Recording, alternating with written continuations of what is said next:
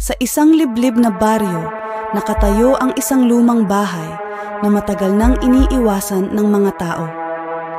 Ito ang bahay ni Aling Nena, isang matandang babae na kilala sa baryo bilang isang manggagamot. Ngunit nang siya'y pumanaw, nagsimulang kumalat ang mga kwentong kababalaghan tungkol sa kanyang tahanan.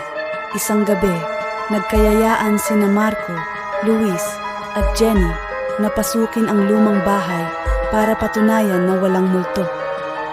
Madilim at malamig ang paligid nang sila'y pumasok sa loob.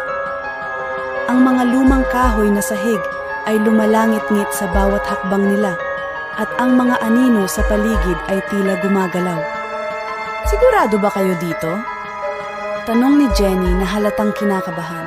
"Oo naman, walang multo," sabi ni Marco na pilit pinapakalma ang sarili. Habang iniinspeksyon nila ang bawat sulok ng bahay, napadpad sila sa isang kwarto sa ikalawang palapag. Ang kwarto ay puno ng mga lumang gamit at alikabok. Sa gitna ng kwarto, may nakita silang isang antigong salamin na nababalutan ng puting tela. "Ano kaya kung tanggalin natin ang tela?" suhestyon ni Luis. Dahan-dahang hinila ni Marco ang tela at lumitaw ang salamin.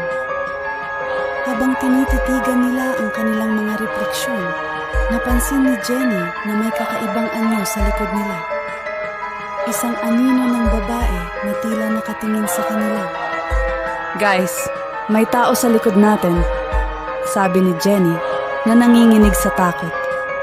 Paglingon nila, wala silang nakita. Ngunit nang balikan nila ang tingin sa salamin, naroon pa rin ang anyo ng babae.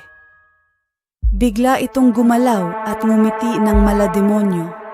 "Tumakbo na tayo!" sigaw ni Marco. Nagmadali silang bumaba ng hagdan, ngunit bawat hakbang nila ay tila lalong lumalapit ang anino ng babae sa salamin. Nang makarating sila sa pintuan, hindi ito mabuksan. Parang may pumipigil sa kanila mula sa loob. Naririnig na nila ang bulong at halakhak ng multo ni Aling Nena. "Hindi kayo makakatakas," sabi ng malamig na boses mula sa likod nila. Sa wakas, nagawa nilang mabuksan ang pintuan at mabilis na tumakbo papalayo.